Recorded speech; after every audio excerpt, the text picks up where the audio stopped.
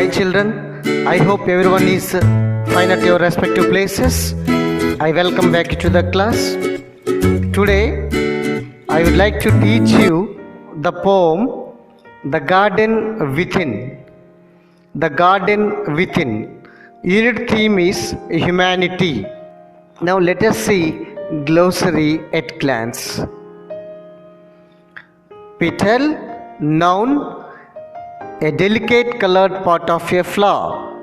Bestowed, verb, gave, showed respect. Bovas, noun, a pleasant place in the shade of tree. Nutritious, adjective, good.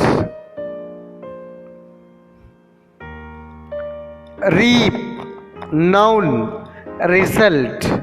Spirit, noun, feeling rather than their body. Gratitude, noun, being grateful to. Express thanks. Goal, noun, something that you have to achieve or something. Goal, noun, something that you hope to achieve. Now let us see comprehension. What is the central idea of the poem? What features of the garden in the poet's heart are mentioned in stanza 1? What is the mood of the poet? Sad mood or hopeful or thankful? Explain the word gratitude in the poem. Here we can see a special literary term, simile, metaphor and personification.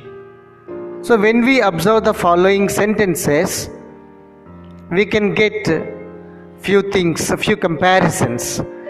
Here and there over the grass stood beautiful flowers like stars.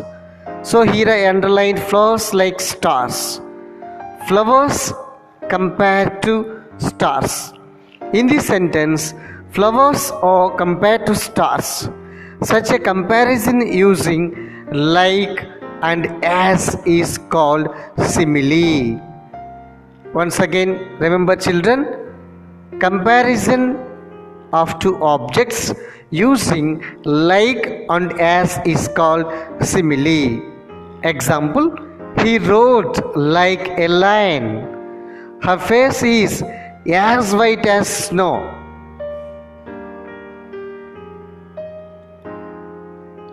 Life is a journey. Enjoy the ride. In the above sentence, the word journey is used to describe the word life. Such words are called metaphor. They are used to show that two things have same qualities. They make the description more powerful. Remember children, here the literary device is metaphor. The use of two things which have same quality is called as metaphor. Children, once again remember clearly, the literary device metaphor means two things have same qualities and they make the description more powerful. Example, Rudramadevi was a lioness in battle. So a lioness in battle compared to Rudramadevi. Her home was a prison. Her home was a prison. Home compared to prison. Spring has forgotten his garden. Here, spring is a season. It is represented as a human being and given the qualities of forgetting. Such usage in literature is called Personification.